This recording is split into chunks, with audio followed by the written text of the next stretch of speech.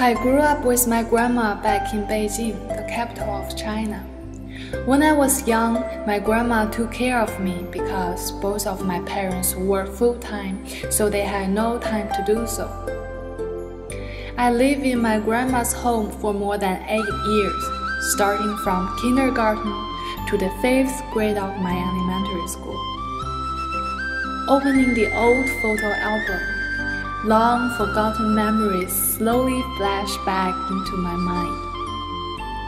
Thinking back, I recalled that my grandma had always accompanied me with my birthdays before I was 12. She would cook for me, tell me stories before I went to bed, and walked me to school every day. Unfortunately, I remember that she would always walk very slowly because she got spur in her leg. Later on, her leg did not get better and only got worse, so she couldn't walk me anymore. Starting with 3rd grade, I had to walk myself to school.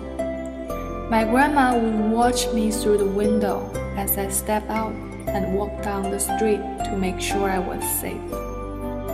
I remember that there was a long, straight boulevard between my school and my grandma's home. Even after watching me step out and walk a little bit, she would continue watching me walk until I disappeared into the far distance. This became a daily habit for her. After I finished elementary school, I left my grandma's house to move into my parents' home to get to middle school. One day, my mom told me that my grandma still watches through the window every morning, as if I was still there.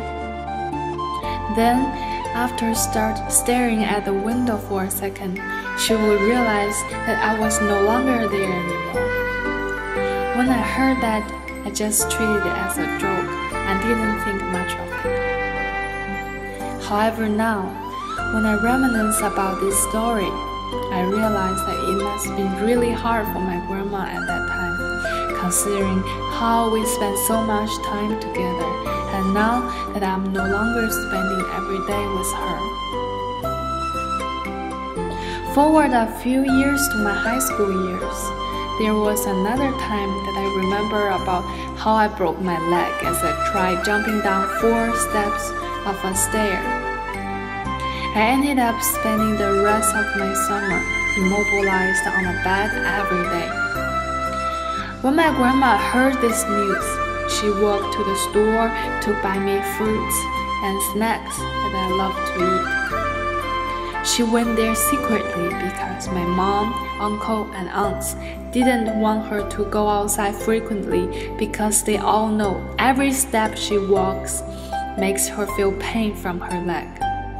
However, she still did that and told my mom only because she was the only one who knew what I liked to eat most. The rest of my high school years flew by. A few years ago, just about time I entered college, I was told that my grandma was put into the hospital because her brain extravasated blood.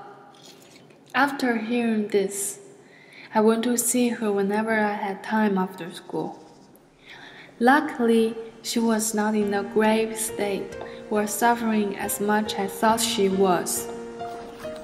She believed that she could make it and comfort others that she will recover soon and go back home. When I see her, it was the first time I feel strong from a weak patient. My grandma was back in a good shape now, even though her leg still hurts when she walks.